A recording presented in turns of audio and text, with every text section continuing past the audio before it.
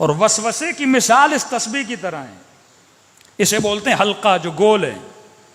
وہ کیا کرتے ہیں؟ آپ کے ذہن میں وسوسہ لاتا ہے، ایک وسوسہ دور کیا، دوسرا دور کیا، تیسرا دور کیا، چوتھا، اور اس رسی کو نیچے سے باندھ دیتے ہیں. آپ گھومتے رہو گے، وسوسہ کبھی ختم ہوگا ہی نہیں. حلقہ بنا دیتا ہے. اب اس حلقہ شیطان سے انسان کو وہ کیسے نکلے گا؟ ایک بچہ تھا کہنے لگا مولانا میری ماں نے ہمارا جینا حرام کر دیا. بھائی کیا کیا آپ کی امی نے؟ کہا اسکول سے آتے ہیں، کالج سے آتے ہیں، فوراً دروازے پہ کھڑا کر دیتی ہے، تیرا پاؤں نجس ہے، پتہ نہیں تیرا کیا نجس ہے، جلدی جاؤ. یہ نہیں کہ پاؤں دھو کے آؤ، نہا کر آؤ. کہ دن میں 4-5 مرتبہ نہانے کے لیے بھیجتی ہمیں، کیونکہ وسوسہ ہے. وضو کرتی ہے تو 10 مرتبہ ہاتھ کو دھوتی رہتی ہے. دین نے کا 2 مرتبہ تو 2 مرتبہ. اب جتنے وسوسے آتے ہیں پھینک دو ان کو. 3 مرتبہ کپڑا دھونے سے پاک ہو جاتا ہے. اب چھوڑ دو وسوسوں کو، چھوڑ دو. سختی سے معصومین نے منع کیا ہے. مولا کا صحابی نماز پڑھ رہا تھا، ناک سے خون کا قطرہ گرا، زمین پہ گرا. اب اس کے ذہن میں شروع ہوا زمین پہ کیا ہوگا، زمین کے نیچے کیا ہوگا، نیچے سے پاؤں کو لگا ہوگا. امام نے کہا تجھے کس نے کہا تھا تو اتنا سوچے؟ ظاہر پہ اکتفا کر. وسوسوں میں جتنا چلتا جائے گا وہ اتنا تجھے اندر گھیرتا جائے گا. یہاں تک مومنہ نے کہا کہ مولانا میں ذہنی مریض ہو گئی ہوں.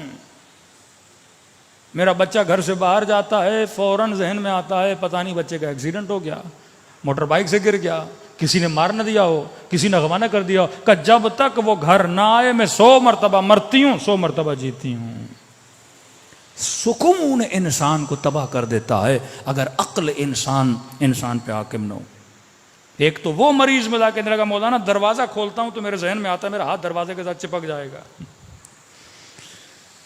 اور پھر سوچتا ہوں ہاتھ نہ لگاؤں، کیا کروں. اب ذہن کا کمال کیا ہے؟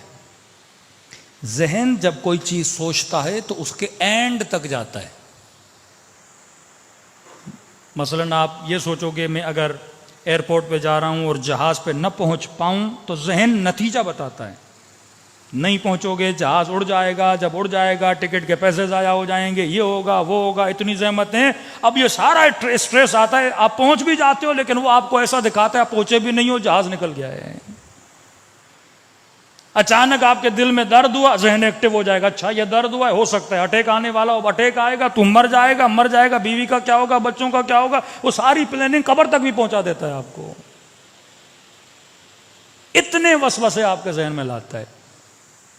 توکل کا مطلب ہے خود کو رہا کرو. کس کی طرف؟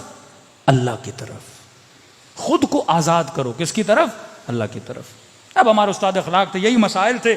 انہوں نے کہا بھائی اس کا ایک ہی حل ہے کہ جس چیز سے، امیر المومنین کا ایک جملہ ہے، فرمایا جس چیز سے ڈرو اس کے اندر خود کو پھینک دو، ڈر ہی ختم ہو جائے گا.